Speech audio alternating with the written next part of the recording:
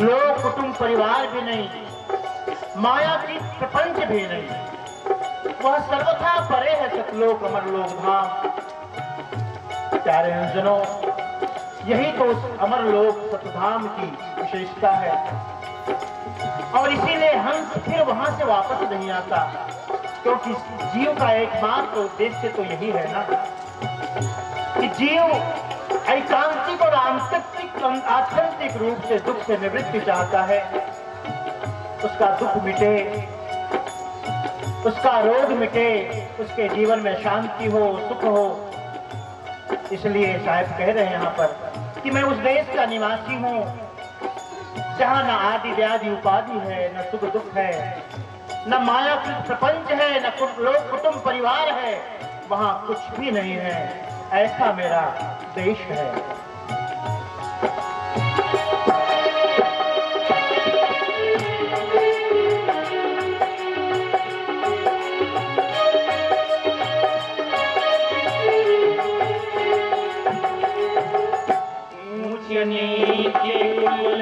की मर्यादा आश्रम वर्ण विचारा,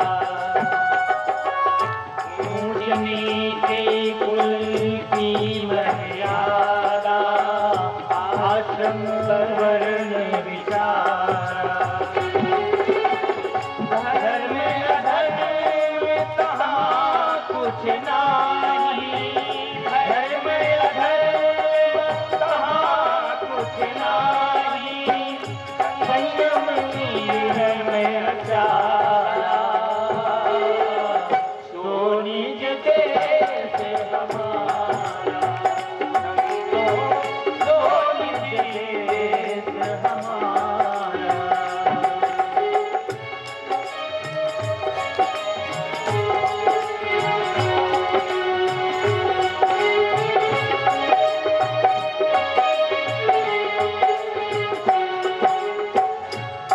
अभिराम धाम सर्वोपरि शोभा जासु अपारा।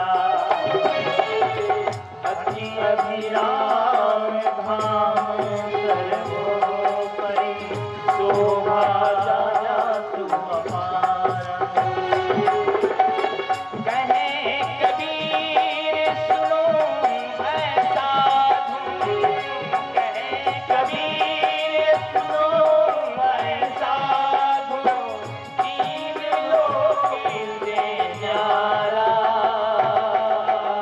तो निज देश हमारा,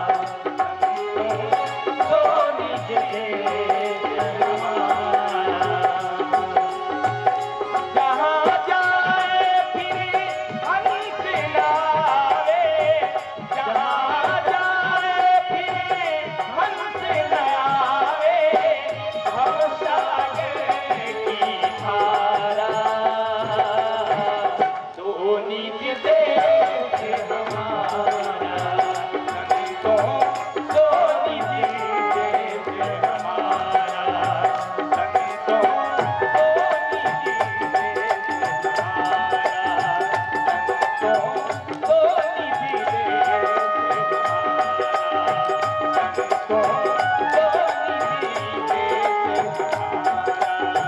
संतों तो निज देश हमारा। सदगुरु कबीर साहब मां सरस्वती और गौरी शंकर को अपना परिचय इस प्रकार प्रदान करते हैं कि मैं उस देश का निवासी हूँ, उस लोक का निवासी हूँ जहाँ न सुख दुख है, न हानि लाभ जय पराजय है, वो सर्वथा द्वंद्व से परे है।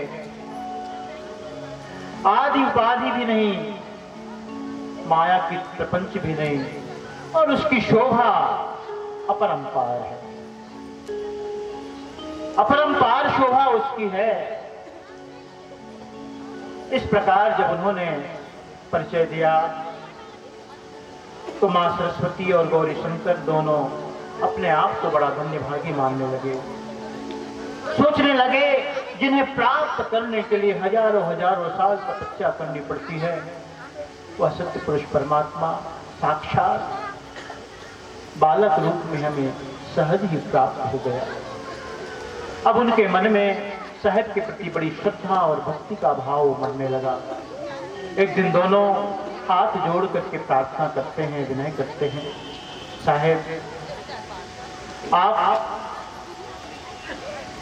आप परम धाम से आए, आप सद्गुरु हैं, सत्पुरुष के ही अंश हैं, तो कृपा करके हमें कुछ ज्ञान बोध सुनाओ, हमारा जीवन भी कृतकृत्य हो, धन्य धन्य हो। तो साहब ने नीरू और नीमा को बहुत ही सुंदर उपदेश किया। सबसे पहले उन्होंने बताया कि देखो, इस संसार में दो तरह के कर्म होते हैं, एक को कहते हैं विहित कर्म, दूसरे को कहते हैं निषिद्ध कर्म। जिसे शास्त्रों ने निंदा की हो, जिस कर्म की, उसे निषिद्ध कर्म कहते हैं। और महापुरुषों ने, शास्त्रों ने जिस कर्म को करने के लिए आदेश किया हो, विधि किया हो, बताया हो, उसे विहित कर्म कहते हैं। और ये विहित कर्म भी 4 प्रकार के होते हैं। पहला नित्य कर्म, दूसरा नैमित्तिक कर्म, तीसरा काम्य कर्म, चौथा प्रायश्चित कर्म। नित्य कर्म उसे कहते हैं जो हम लोग रोज करते हैं। आप सब करते हो कि नहीं रोज? जो हम संध्या पाठ करते हैं, साहब कहते हैं यही नित्य कर्म है। अरह संध्यामुपासी, रोज संध्या करनी चाहिए, शास्त्र का भी आदेश है। रोज संध्या करनी चाहिए, हर घर में संध्या पाठ।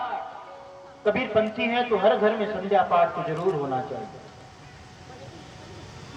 कहते हैं शास्त्र का आदेश क्या है, संध्या क्यों करनी चाहिए, क्यों जरूरी है? शतम विहाय भोक्तव्यम सहस्त्रम स्नानमाचरेत्, लक्षम विहाय दातव्यम कोटिम त्यक्त्वा हरिम भजेत्।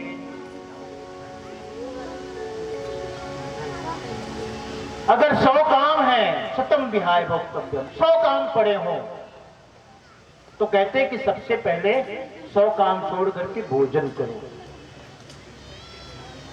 100 काम पड़े हों तो भोजन करो सबसे पहले, क्योंकि भोजन इसलिए जरूरी है कि भोजन से हमें ऊर्जा मिलती है, ताकत मिलती है, शक्ति मिलती है। चाहे सेवा का कार्य हो, चाहे परोपकार का कार्य हो, चाहे व्यवहार का कार्य हो, दुकान का हो, धंधा व्यवसाय का हो, नौकरी का हो, कोई भी कार्य करने के लिए शक्ति चाहिए, ऊर्जा चाहिए। इसलिए कहते हैं 100 काम पड़े हो तो 100 काम छोड़ करके सबसे पहले भोजन करो।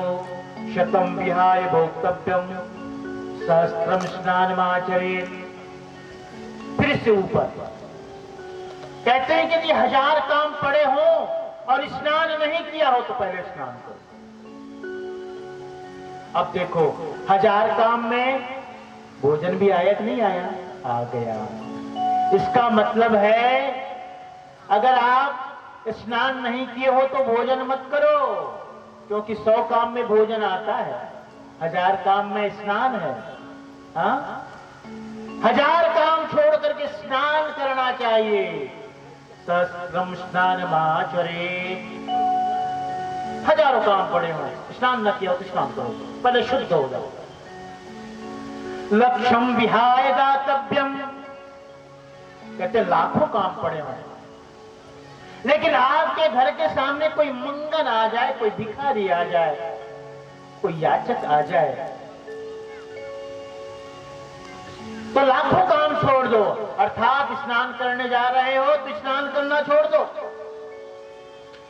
स्नान करके भोजन करने जा रहे हो, भोजन करके, हाँ, तो भोजन करना छोड़ दो, लेकिन सबसे पहले दान करो। शतम विहाय भोक्तव्यम, 100 काम छोड़ करके भोजन करो, 1000 काम करके स्नान करो। अर्थात स्नान करके लिए कपड़ा उपड़ा लेके बाथरूम में जा रहे हो, कोई कहे भिक्षाम देहि, तो क्या करना चाहिए? सर्वप्रथम उन्हें भिक्षा दो। ये मत कहो कि मैं थोड़ा 10 मिनट में नहा के आती हूं, खड़े रहो, नहीं, उन्हें पहले दान करो, भिक्षा दो। लक्षण ध्याय दातव्यम कोटिम त्यक्त्वा हरि भजे। लेकिन करोड़ों काम अगर बाकी है, करना शेष है, कोई बात नहीं, चिंता न करो, परवाह न करो। करोड़ों करोड़ों कार्य छोड़ करके सबसे पहले हरिम भजे, परमात्मा का, सदगुरु का स्मरण करो। इसलिए संध्या पाठ रोज जरूरी है। हर कबीर पंथी को रोज संध्या पाठ करनी चाहिए, रोज करना चाहिए संध्या पाठ। सुबह में गुरु महिमा का पाठ और शाम को संध्या पाठ। अरे संध्या पाठ पूरा न कर सको तो आधे ही कर लो। ज्ञान गुदड़ी से पहले तक समाप्त कर दो, दूसरे दिन ज्ञान गुदड़ी से लेके अष्टक तक कर दो, है ना। गुरु दुखित तुम बिन रटहु द्वारे, प्रगट दर्शन दीजिए, है ना। गुरु मंगल रूप अनुपम शोभित, है ना अष्टक। तो आधे आधे में बांट लो, और नहीं तो और भी समय कम हो तो कम से कम ज्ञान गूदड़ी ही कर लो भाई। ज्ञान गूदड़ी पड़े प्रभाता, जन्म जन्म के पातक जाता। ज्ञान गूदड़ी पड़े मध्याना, 16 पावे पद निर्वाणा। संध्या सुमिरन जो नर करहि, जरा मरण भव सागर तरहि। देखो, ज्ञान गुदड़ी का पाठ ही कर लो, और ज्ञान गुदड़ी पाठ करने का भी समय नहीं है तो एक अगरबत्ती धूप बत्ती तो साहब को दिखा दो। अब कहोगे उसके बाद भी कुछ है साहब गुंजाइश, तो मैं यही कहूंगा फिर साहब को ही छोड़ दो। क्या साहब को क्यों कहना कि मैं कबीर पंथी है? साहब को ही छोड़ दो, विमुख हो जाओ। साहब इतना भी ना कर सके तो साहब कहते हैं, उपदेश करते हैं गौरी शंकर और सरस्वती को कि नित्य कर्म के अंतर्गत रोज संध्या पाठ करो, संध्या वंदन करो। एक कर्म होता है नैमित्तिक, निमित्त पर, किसी निमित्त पर आधारित होता है। जैसे हम लोग चौका आरती आदि का कार्य पूजा विधान रखते हैं। अक्सर मुझे फोन करते हैं, साहब हमने नया घर बनाया है तो घर के प्रवेश के अवसर पर, गृह प्रवेश के अवसर पर आपके द्वारा, आपके कर कमलों द्वारा आरती चौका हम रखना चाहते हैं। निमित्त हो गए। घर में नई बहू आई, चौका आरती का आयोजन किया, निमित्त हो गया। बहू आई है तो नाती भी तो आएगा ना। नाती या नातन आई, पोती या पोता आया, फिर से आपने साहब को याद किया। क्योंकि हम कबीर पंथी साहब से बड़ा किसी को मानते नहीं, और हर उत्सव और मंगल अवसर पर हम साहब की ही पूजा और आराधना उपासना करते हैं। तो साहब को याद करने के लिए जो व्यवस्था है, जो गुरु धनी धर्मदास साहब के निवेदन पर सदगुरु ने जो व्यवस्था प्रदान की है, चौका आरती की व्यवस्था, को हम कराकर अपने को धन्यभागी मानते हैं। प्यारे हंसनों, तो निमित्त कर्म है चौका आरती है। तो चौका आरती भी 4 प्रकार की होती है। एक आनंदी आरती जो अभी मैं बता रहा था, एक चलावा आरती, कोई हंस शरीर छोड़ दे उसके निमित्त। एक तीसरी आरती 16 सुत की आरती जो यहां भी होने वाली है, पुत्र कामना के लिए या पुत्र प्राप्ति के लिए, पुत्र कामना के निमित्त या पुत्र प्राप्ति के उपलक्ष्य में जो आरती कराई जाए वो 16 सुत की आरती। और अपने 2 तरह से इसको कहते हैं, 101 पूर्वजों के कल्याण और उद्धार के लिए, या 101 वंश गुरुओं की पूजा स्वरूप एक उत्तरी आरती का आयोजन किया जाता है। 101 4 गुरु संसार में, धर्मदास बड़े अंश, मुक्तिराज उनको दिया अटल 42 वंश। 4 गुरु हैं, है ना? 4 गुरु हैं कि नहीं? सहते जी, बंके जी, धर्मदास साहब और चतुर्भुज साहब। और इन 4 गुरुओं के जो अंश हैं, वंश हैं, और नौतम पुरुष है ना, जो 9 अंश हैं सप्त पुरुष के, सबको जोड़ने पर 101 की संख्या बनती है। तो अपने 4 गुरु और उनके वंशों सबकी एक साथ पूजा के रूप में 101 आरती का आयोजन, एकोत्तरी का आयोजन किया जाता है। तो ये निमित्त कर्म है। सब कहते हैं फिर काम्य कर्म हो गया, निमित्त कर्म हो गया। उसके बाद एक कर्म होता है प्रायश्चित कर्म। कोई प्रायश्चित स्वरूप, आपसे कोई भूल चूक हो गई, कोई गलती हो गई। पहले ब्रह्म हत्या हो जाती थी, गो हत्या हो जाती थी, या और कुछ ऐसा, हाँ, तो इस निमित्त विधान बताया जाता था प्रायश्चित कर्म का। तो साहब ने इस प्रकार 4 विहित कर्मों के बारे में सरस्वती और मां सरस्वती गौरी शंकर को उपदेश किया। उसके बाद उन्होंने बताया कि देखो 3 प्रकार के कर्म और भी होते हैं, जिसे संचित, क्रियमान और प्रारब्ध कहते हैं। जो वर्तमान हमारा कर्म है यह क्रियमान है, और वर्तमान कर्मों का जोड़ पाप और पुण्य के रूप में जमा होता रहता है, वही संचित कर्म है। और वही जमा हुआ कर्म अगले जन्म में जब प्रारब्ध के रूप में भोगोन्मुख होता है, उसी का नाम प्रारब्ध कर्म है, जिसे हम किस्मत या भाग्य कहते हैं। संचित में जमा हुआ, प्रारब्ध का मतलब भोगोन्मुख है ना, और क्रियमान का मतलब है जो वर्तमान में हम कर्म कर रहे हैं। 3 प्रकार के कर्म साहब ने बताए। साहब उसके बाद भक्ति के बारे में बताते हैं कि देखो गौरी शंकर सरस्वती, भक्ति खूब समर्पण के साथ करनी चाहिए। जैसे हम ईश्वर के प्रति, सदगुरु के, भगवान के प्रति, परमात्मा के प्रति भक्ति करते हैं, वही भक्ति अपने गुरु के प्रति भी होनी चाहिए। अपने गुरु के प्रति शास्त्र का आदेश है, यस्य देवे परा भक्तिर यथा देवे तथा गुरु। जैसे हम भगवान में भक्ति रखते हैं, विश्वास रखते हैं, ऐसे ही अपने गुरु में भी भक्ति और विश्वास रखना चाहिए। देखो हमारे बीच में बहुत ही वयोवृद्ध, 100 से ऊपर इनकी आयु है, और कौन सा गांव है, मोहभट्टा निवासी, और उनके साथ उनकी दोनों पोती आई हैं जो हमारी शिष्या हैं, एक गायत्री और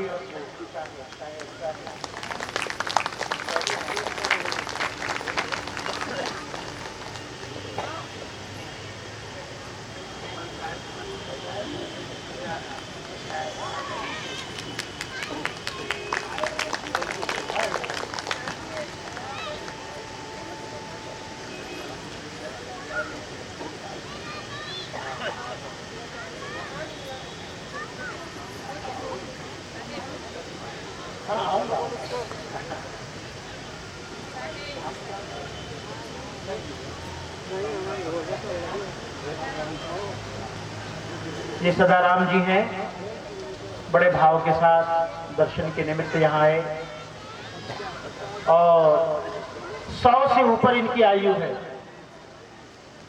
इनके सुपुत्र पीछे हैं प्रकाशमणि जी, उनका नाम प्रकाशमणि है। ये 101, कितनी उम्र है भाई? 101। अब देखिए, अभी मैं एक उत्तरी आरती की बात कर रहा था, और 101 की उम्र लेके आ भी गए, तो मैं तो परिवार वालों से कहूं कि एक उत्तरी आरती का आयोजन ही कर दो। पिताजी के 101 वर्ष की आयु हो गई है इसलिए, हाँ, और नहीं तो कम से कम 101 ज्योति का प्रकाशन ही कर लो, घर बुलाकर पंछी हजूर साहब को। अच्छा, 5वां महीना में देखो, तुरंत ही हाँ हमारा निवेदन स्वीकार कर लिया गया, आग्रह है ना। ओहो, इनके पिता भी दीर्घ आयु वाले थे। 125 वर्ष उनकी आयु थी, बता रहे हैं। बहुत बढ़िया। सदाराम जी हमारे बीच आए थे दर्शन निमित्त। तो आगे बढ़े कथा में। सदगुरु कबीर साहब दोनों को उपदेश करते हैं कि जिस प्रकार तुम भगवान में, परमात्मा में भक्ति रखते हो, वैसे ही भक्ति अपने गुरु पर रखनी चाहिए, है ना। वैसी भक्ति अपने गुरु के प्रति रखना चाहिए। इस प्रकार बहुत तरह से उन्हें उपदेश करते हैं। और उपदेश के पश्चात आगे कथा है कि स्वामी ब्रह्मलीन साहब तो कहते हैं कि उन्हें सदगुरु ने मोक्ष और मुक्ति प्रदान कर दिया। वे आयु पूरी होने के बाद सदगुरु के धाम सतलोक पधारे। लेकिन जो अनुराग सागर ग्रंथ है हमारा, उस ग्रंथ में यह प्रसंग आता है कि यही नीरू और नीमा, गौरी शंकर और सरस्वती, कहीं न कहीं उनके मन में पुत्र का भाव, एक वात्सल्य का भाव, जिसके कारण से कुछ कमी रह गई। और उस कमी के कारण पुनः उन्हें शरीर मिला। और किस रूप में मिला? बांधवगढ़ में धर्मदास साहेब और आमिन माता के रूप में। कहते हैं नीरू और नीमा का चौथी बार जन्म हुआ, है ना। तो ब्रह्मलीन स्वामी के मतानुसार तो दोनों सतलोक को सिधार गए, पधार गए। आगे का प्रसंग जो है वो रामानंद स्वामी जी का है। धीरे धीरे साहेब की महिमा बढ़ने लगी। अब साहेब जो है अपने उद्देश्यों की पूर्ति के लिए प्रचार प्रसार के लिए घूमने फिरने भी लगे, क्योंकि इसलिए तो आए थे। सद्गुरु ज्ञान भक्त्यादि प्रचारार्थम महीतले पर्यटनम समारेभे तदा काश्याम तु सज्जनाः। कहते हैं कि साहेब जो है प्रचार प्रसार के लिए अब काशी में घूमने फिरने लगे थे। कहीं 4 लोग 10 लोग बैठे होते थे, वहां बैठ जाते और सुंदर सुंदर बातें, शिक्षा उपदेश बतलाया करते। उसी कबीर चौरा के आसपास ये यशवंत ने ना मेरे लिए अच्छी व्यवस्था नहीं किया है। एक तो माइक इतना छोटा रखा है कि मुझे झुक के बोलना, और उसके लिए इतना ईंटा रख दिया है, मैं बस उसमें जम गया हूँ। बताइए। चलो भाई, कल से थोड़ी व्यवस्था बनाना, 4 घंटा बैठना है। संतों से भी कहूँ थोड़ी व्यवस्था अच्छा बना के रखो। कल तो फिर भी ठीक था, आज तो और गड़बड़ हो गई। साहेब काशी में विचरण करते थे। जो भी जिज्ञासु होते, श्रद्धालु होते, उन्हें उपदेश करते थे। वही कबीर चौरों के आसपास अनंतानंद स्वामी रामानंद जी का शिष्य था। अनंतानंद कथा सत्संग प्रवचन सुनाया करते थे, रोज का उनका नियम था। शाम के समय बैठते एक चबूतरा में, और जो भी जिज्ञासु 10, 20, 50 आते उनको सत्संग सुनाया करते थे। एक दिन और हाँ, हमारे सदगुरु कबीर साहब भी जाकर वहीं बैठ जाते थे, क्योंकि हमारे साहब तो क्या थे, टेंट वेंट लेके चलते नहीं थे, है ना। अब हम आजकल सब लेके चलना पड़ता है, व्यवस्था पूरी। तो पहले तो साहब सोचते थे कहीं 10, 20, 50 मिले हैं, वहीं मैं अपना बस सुनाने लग जाऊं। और देखो ऐसा ही करते करते साहब ने पूरी दुनिया को चेता लिया। और आज हमारे पास इतना साधन संसाधन हो करके भी हम नहीं चेता पाता। साहब देखो कहां नहीं गए, गुजरात गए, बंगाल गए, मद्रास गए, उड़ीसा गए, हाँ उत्तर प्रदेश में तो थे ही थे। प्रमाण मिलता है अफगानिस्तान तक गए, कंधार अंधार की तरफ भी पैदल ही। और 120 वर्ष तक रह करके साहब ने जीवों को बोधा, उपदेश किया। तब उन्होंने शुरुआत कर दी काशी से ही। तो जब जहाँ सत्संग होता था, 4-10-20 लोग बैठते थे, अनंतानंद जी जहाँ सत्संग करते थे, वहां भी एक सहज भाव से जाके बैठ जाते थे। हम लोग भी जब छोटे थे, पढ़ते थे, तो सत्संग प्रवचन करने का शौक होता था कि हमें भी थोड़ा बोलने दिया जाए। तो बड़े हमारे संत होते थे, हमारे अग्रज, तो वहीं किनारे बैठ जाते थे। और बैठते इसलिए भी नजदीक में थे कि कहीं न कभी तो कभी ध्यान तो आएगा, हा? और हमें भी मौका मिलेगा 5 मिनट 10 मिनट का। तो साहब भी वहां सहज भाव से बैठ जाते थे। एक दिन भक्तों में से किसी ने पूछ लिया अनंतानंद जी को, क्या पूछा कि स्वामी जी आप ये बताएं, शास्त्रों में प्रमाण है, शास्त्रों में पढ़ने को मिलता है, संतों के सत्संग में भी सुनने को मिलता है कि जीव है, ईश्वर है, ये ब्रह्म है, ये पृथक पृथक कैसे है, किस रूप में पृथक है और किस रूप में एक है। इस प्रकार उन्होंने शंका व्यक्त कर दी। अनंतानंद जी ने उसका समुचित समाधान न कर पाया। तो कुछ लोग वहां जो बैठे थे, उन लोगों ने कहा, कबीर जी आप भी कुछ बताइए इस बारे में, हम आपसे सुनना चाहते हैं। तो सदगुरु कबीर साहब ने बड़ी सुंदर रीति से और उदाहरण देकर बड़े बड़े सरल ढंग से उसकी उन्होंने व्याख्या की, बताया कि जीव क्या है, ईश्वर क्या है, ब्रह्म क्या है। साहब ने बताया कि कोई भेद नहीं है, भेद सिर्फ आवरण के कारण है, सिर्फ आवरण के कारण। वेदांत में इसे अध्यारोप और आवरण कहते हैं, आवरण और अध्यारोप, अध्यारोप और अपवाद कहते हैं। अध्यारोप और अपवाद ये दार्शनिक शब्द है, वेदांत का है। और समझाऊं आपको इस रूप में तो आप समझ भी पाए कि ये अध्यारोप क्या है और अपवाद क्या है। सत्य वस्तु में असत्य का आरोप और असत्य में सत्य का आरोप है ना। सत्य में असत्य का आरोप और असत्य में सत्य का आरोप और सत्य में असत्य का आरोप, यही अध्यारोप है, यही अध्यारोप इसे कहते हैं। अध्यारोप का मतलब क्या हुआ फिर? मतलब यह है कि जैसे ये जीव है, शुद्ध है, चैतन्य है, अजर है, अमर है, अविनाशी है, लेकिन कहता क्या है?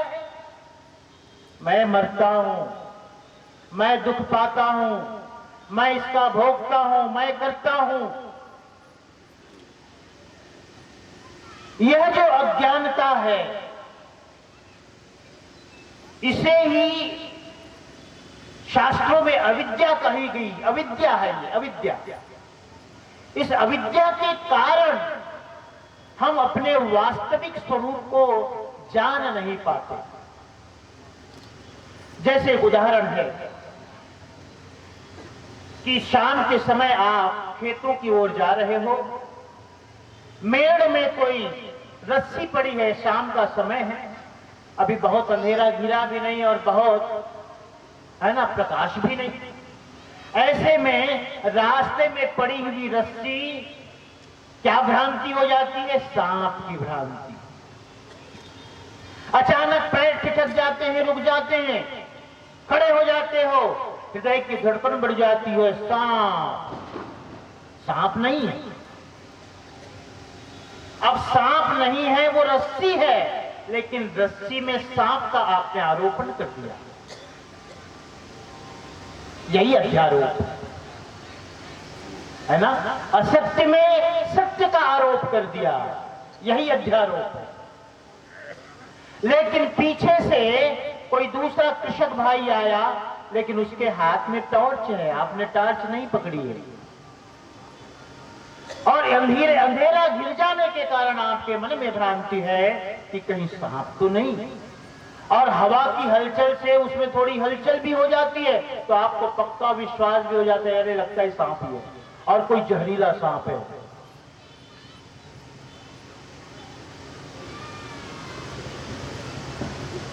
कोई जहरीला सांप है, लेकिन पीछे से आया हुआ आपका कृषक भाई जिसके हाथ में टॉर्च है कहता है क्या हुआ?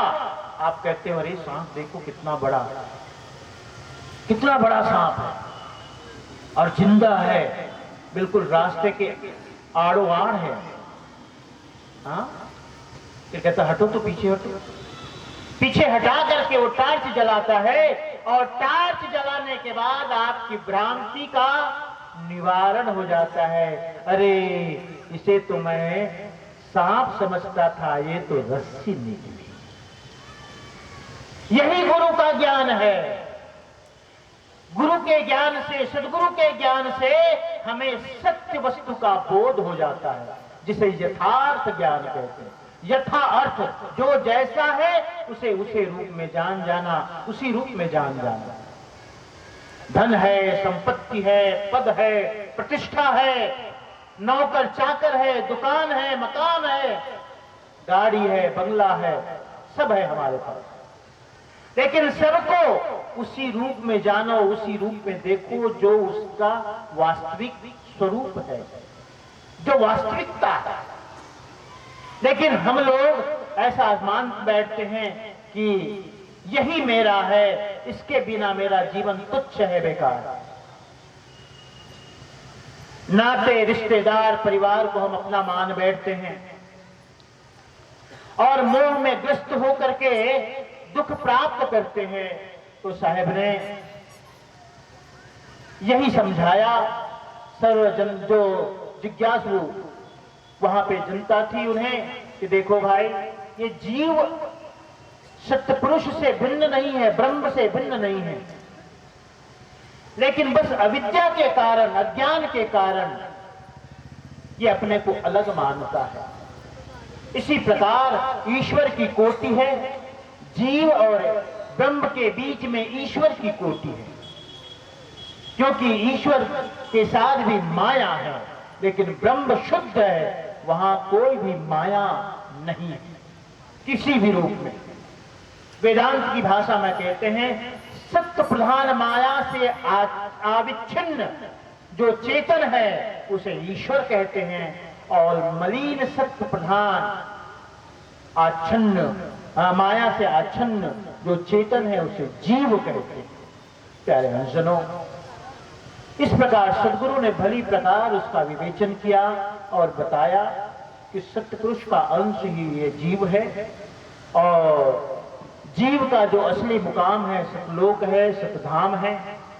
बस मन के कारण वह संसार में भूला हुआ है, संसार के भोगों में अटका फंसा हुआ है, और यदि कोई सच्चा गुरु से मिल जाता है और जब उसे पृथक पृथक ज्ञान हो जाता है कि यह अलग है और यह अलग है, तो वह अपने धाम जो मुकाम है वहां पहुंच जाता है, जहां से फिर आना नहीं होता, जिसे मुक्ति कहते हैं, मोक्ष कहते हैं, सतलोक कहते हैं, सतधाम कहते हैं, शांति लोक कहते हैं। हमारे कबीर पंथ में भी सतलोक के अनेक नाम हैं।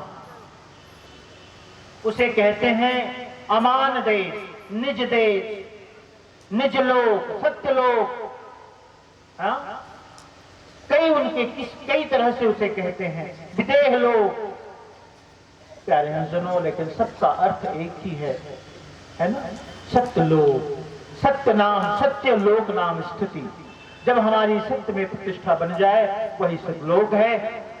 इस प्रकार जब उन्होंने शंका का निवारण किया, सदगुरु ने सभी को बहुत ही अच्छा लगा। अब धीरे धीरे वहां की जनता सदगुरु के तरफ आकर्षित हुई, और आकर्षित हुई तो हर रोज मानो सब लोग आग्रह करने लगे कि साहब आप भी सुनाओ ना, आप ही सुनाओ ना। इस प्रकार जब भाव देखा अनंतानंद जी ने तो उन्हें बड़ी ईर्ष्या हुई, है ना? ईर्ष्या होने लगी। तो एक दिन उसने स्वयं कह दिया कि कबीर जी, आपने किसी से जब दीक्षा गुरु मंत्र नहीं लिया है तो आपको उपदेश करने का अधिकार नहीं है। आपको अधिकार नहीं है उपदेश करने का। साहब को भी ये बात बहुत ही अच्छी लगी, क्योंकि साहब गुरु की मर्यादा करना तो चाहते ही थे कि गुरु की मर्यादा बनी रहे, शिष्य गुरु और शिष्य की मर्यादा इस संसार में बनी रहे, क्योंकि शिष्य को बिना गुरु के मुक्ति नहीं मिल सकती। हाँ, गोस्वामी जी ने कहा है ना कि चाहे वह विरंची के समान ब्रह्मा विष्णु महेश के समान क्यों न हो, लेकिन गुरु के बिना मुक्ति मिलती नहीं। तो साहब ने गुरु की मर्यादा के लिए सोचा क्या करूं, किनको गुरु करूं। तो उस समय स्वामी रामानंद जी संत समाज में बड़े प्रतिष्ठित थे, बड़े वीतरागी महापुरुष थे। उनके गुरुदेव का नाम था राघवानंद जी, और स्वामी रामानंद जी संयमी, सदाचारी, वीतराग, आत्मनिष्ठ, सत्यनिष्ठ महापुरुष थे, और वैष्णव धर्म को अच्छी तरह से परिपुष्ट कर रहे थे। इसलिए साहब ने सोचा स्वामी रामानंद जी को ही गुरु करूं। लेकिन यहां पर शंका होती है कि स्वामी रामानंद जी को साहब ने गुरु क्यों किया, और पहली शंका तो यही होती है कि गुरु क्यों किया, और स्वामी रामानंद जी को ही क्यों गुरु किया। और तीसरा प्रश्न यहां पर उठता है, लोग उठाते हैं कि छिप करके क्यों किया साहब, छिपने की क्या जरूरत है। तीनों का समाधान यहां ग्रंथ में विस्तार पूर्वक बताया गया है कि साहब ने गुरु की मर्यादा बनाए रखने के लिए गुरु किया। वैसे साहब को गुरु की आवश्यकता नहीं थी, वो तो स्वयं सिद्ध थे। 4 तरह के सिद्ध होते हैं, स्वयं सिद्ध, कृपा सिद्ध, स्वयं सिद्ध, कृपा सिद्ध, शुद्धाचरण सिद्ध, इस तरह 4 सिद्ध होते हैं। लेकिन सदगुरु कबीर साहब तो स्वयं सिद्ध थे। उन्हें सिद्धि मिली थी वो स्वयं मिली थी, उसके लिए उन्होंने कोई साधना आदि कुछ किया नहीं था, स्वयं सिद्ध थे। और स्वयं सिद्ध थे, इसलिए उन्हें गुरु की आवश्यकता नहीं थी। लेकिन गुरु मर्यादा को बनाए रखने के लिए उन्होंने सोचा कि यदि मैं गुरु मर्यादा का भंग करूंगा तो ये फिर उचित ना होगा, इसलिए उन्होंने सोचा कि गुरु करना चाहिए। रामानंद जी को उन्होंने गुरु बनाया, क्योंकि उस समय जितने भी महापुरुष थे उनमें सबसे श्रेष्ठ कोई थे तो रामानंद जी थे, स्वामी रामानंद जी थे। और छिप करके उन्होंने किया। क्यों किया छिप करके? क्योंकि उन्हें पता था कि उनका शिष्य अनंतानंद जी, अगर मैं स्वामी रामानंद जी के पास जाऊं और निवेदन करूं कि मुझे शिष्य बनाओ, तो स्वामी रामानंद जी अपने परम शिष्य अनंतानंद जी को जरूर बताएंगे कि वो कबीर हैं, वो शिष्य बनने के लिए आए। तो एक तो अनंतानंद जी ईर्ष्यावश मना कर देंगे, और दूसरा कारण स्वामी रामानंद जी शूद्र को और म्लेच्छ को शिष्य नहीं बनाते। तो साहब को यह पता था कि सब लोग तो इस रूप में जानते हैं कि मैं जुलाहे परिवार में पालित पोषित हूं, कबीर मेरा नाम है, सब जानते हैं। तो जब सब जानते हैं तो स्वामी रामानंद जी यूं भी मना कर देंगे मुझे कि भाई मैं तो आपको शिष्य नहीं बना सकता। तो उन्होंने युक्ति रची। क्या युक्ति रची? कि स्वामी रामानंद जी रोज गंगा स्नान करने के लिए गंगा जी जाते हैं। वैसे भी पंचगंगा घाट में रहते थे स्वामी रामानंद जी। ब्रह्म मुहूर्त में उठ करके स्नान करने के लिए गंगा में उतरते थे, सीढ़ियों से उतरते हुए। तो सोचा यही एक उपाय है। फिर क्या किया उसने? साहब ने एक 5 वर्षीय बालक का स्वरूप धारण कर लिया। 5 वर्षीय बालक का स्वरूप धारण करके सीढ़ियों में बस ऐसे बैठ गए चुपचाप। ब्रह्म मुहूर्त का समय था, अंधेरा तो था ही। थोड़ी देर में स्वामी रामानंद जी की खड़ाऊ की आवाज आई, साहब थोड़े और उसमें दुबक गए, है ना। जैसे सीढ़ी होती है ना, तो जैसे अपने आप को सीढ़ियों में छिपाते हैं, तो स्वामी रामानंद जी चलते चलते आ रहे हैं। अंधेरा है, सुबह का समय है, अभी बहुत अंधेरा बाकी है, सुबह नहीं हुई है। उनकी खड़ाऊ की ठोकर लगी, उन्हें लगा कि कोई मानुष जात है। उन्हें बड़ा पछतावा हुआ कि अरे किसको, मेरी खड़ाऊ से किसे चोट लग गई, किसे घात लग गया। नीचे झुक करके जो ही देखा, अरे ये तो कोई मनुष्य, कोई बच्चा मालूम पड़ता है, बालक मालूम पड़ता है। उन्होंने कहा लेकिन इस समय इस बालक का होना, ये तो आश्चर्य की बात है। फिर भी उस पर ज्यादा विचार न करके उन्होंने झुक करके हाथ से उठाते हुए कहा, राम कहो बच्चा राम। क्या कहा उन्होंने? राम कहो राम। और जो ही प्रसंग में आता है कि जो ही वो झुकते हैं, झुकते समय उनके गले की माला भी, जो तुलसी की माला थी, साहब के गले में गिर गई। और उन्होंने थोड़ी देर उन्हें दुलार पुचकार किया, कहे बेटा कहां से है, क्या नाम है तुम्हारा, तुम अकेले कैसे हो यहाँ, तुम्हारे माता पिता कहाँ हैं? पूछा जरूर था, लेकिन उन्हें स्नान करने के लिए जाना था। इतना कह करके चलो वापसी में जब स्नान करके वापस आऊंगा तो इनको अपने आश्रम ले जाऊंगा और आश्रम ले जाकर के सब हाल समाचार जान लूंगा। उन्होंने कहा कि बैठे रहो, मैं आता हूं स्नान करके।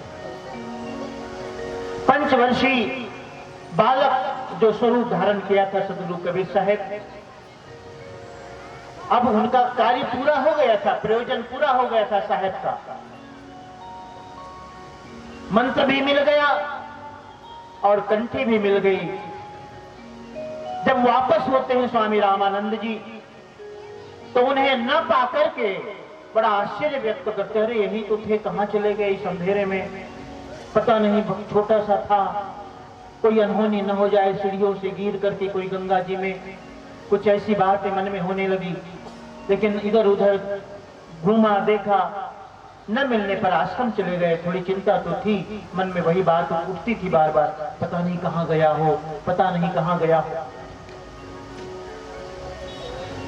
साहब तब तक किशोरावस्था को प्राप्त कर लिए थे। दूसरे दिन अनंतानंद जी की सभा में वैष्णव संत के रूप में वेश बना करके साहब तिलक, चंदन और कंठी माला, वेश जैसे संत का वेश होता है, हमारे संत लोग जैसे वेश धारण किए हुए हैं, ऐसे भेष धारण करके सभा में पहुंचते हैं। स्वामी अनंतानंद जी ने देखा था कि अरे देखो ये कबीर को, मैंने कल बोला कि तुम्हें उपदेश करने का अधिकार नहीं, तुमने गुरु नहीं किया, और आज इतना ही नहीं, भेष बनाकर संत के भेष में आ गए। ये तो बड़ा अन्याय की बात है, ये तो अनुचित है। उन्होंने लोगों से कहा, देखो ये संत का भेष कैसे बनाएंगे? लोगों ने कहा, ये आप संत का भेष कहां से मिला, कौन गुरु है तुम्हारे, किनसे भेष मिला, किनसे दीक्षा मिली, शिक्षा मिली, सब तरह से पूछने लगे। सदगुरु कबीर साहब ने कहा कि देखो मेरे गुरु रामानंद जी हैं। क्या? मेरे गुरु रामानंद जी हैं और मैंने गुरु रामानंद जी को गुरु किया है। सबको बड़ा आश्चर्य हुआ कि स्वामी रामानंद जी ने इनको शिष्य कैसे बना दिया। उनका तो नियम है कि जो शूद्र होते हैं, म्लेच्छ होते हैं, उन्हें शिष्य नहीं बनाते। और ये कबीर जी, ये तो म्लेच्छ हैं, इनको शिष्य रूप में स्वामी जी ने कैसे स्वीकार कर लिया।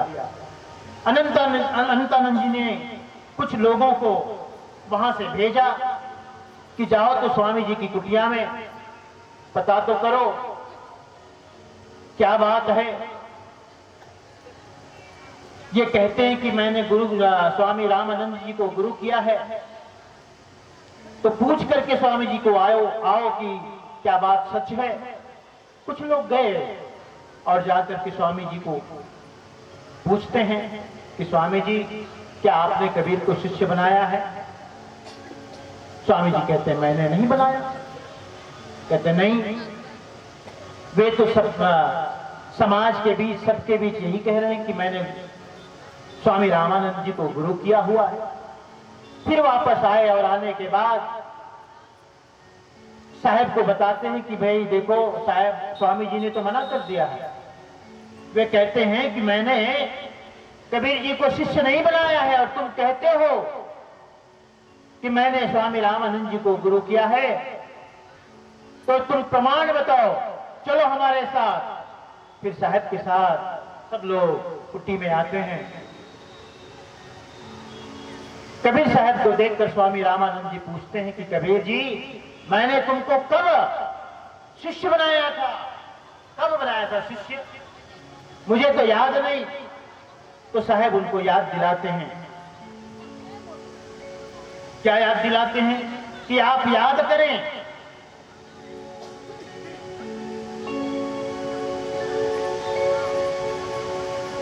आप याद करें कल ब्रह्म मुहूर्त के समय जो बालक आपको सीढ़ियों के मध्य मिला था। हाँ मिला तो था, स्वामी जी ने कहा पता है, आप जानते हो वो बालक कौन था। कहे कौन, वो बालक मैं ही था। जो सीढ़ियों में मिला था वो बालक मैं ही था। आपने मुझे दुलार किया, पुचकार किया, अपने बाहों में लेकर के मुझे राम नाम कहने का मंत्र दिया, मेरे गले में कंठिया आपने डाली। स्वामी रामानंद जी को सारी घटना याद हो गई कि बात तो सत्य है। कल स्नान के समय जब मैं गंगा जी की सीढ़ियों से उतर रहा था तो कोई बालक था, तो कोई 5 वर्ष, और जब वापस आया तो पता नहीं वो कहां चला गया।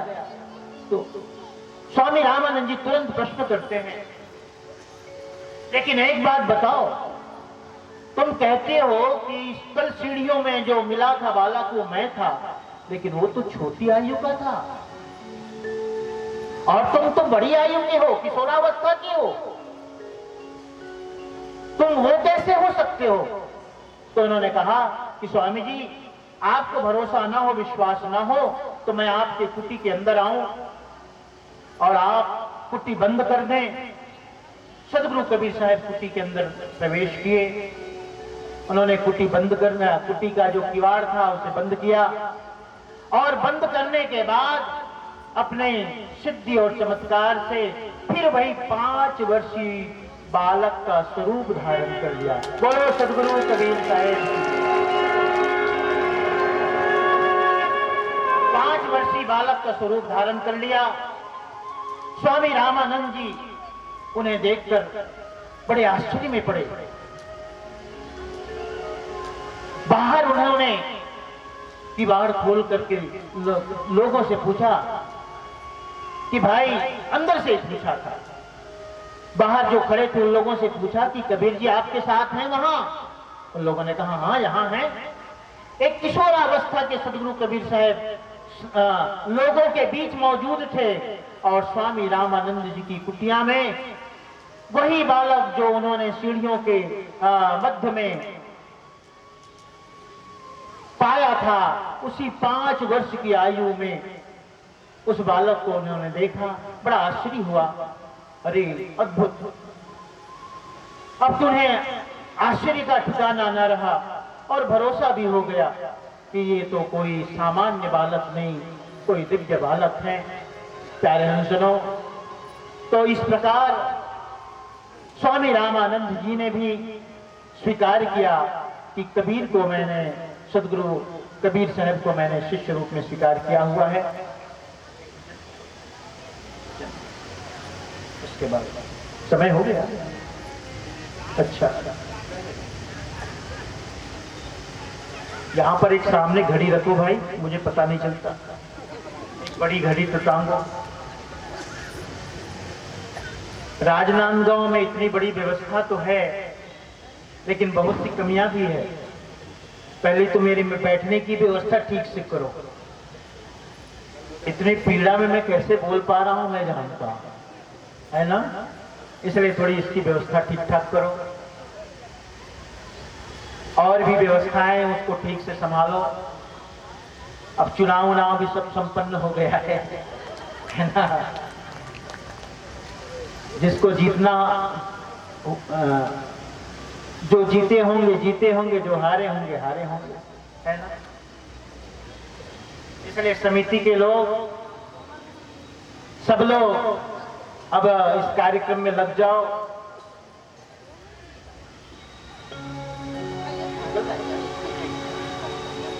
ये हमारे अंतराम साहब जी हैं, महान साहब जी। इनसे हमने कही थी, साहब हमारी कथा में आना, पधारना, और हमारे आग्रह को स्वीकार करके यहाँ पधारे।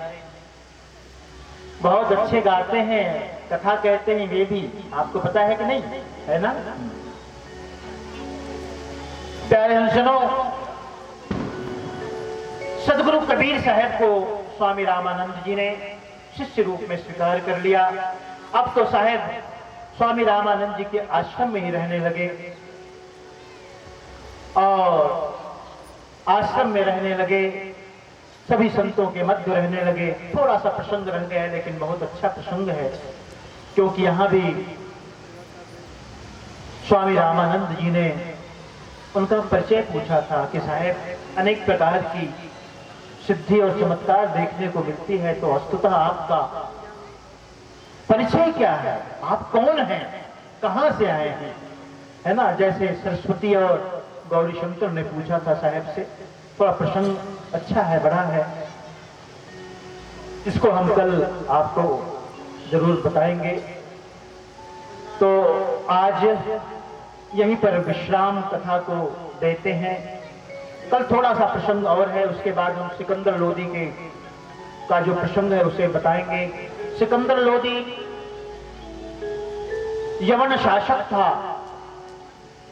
1458 में या 1458 में उसका जन्म हुआ था।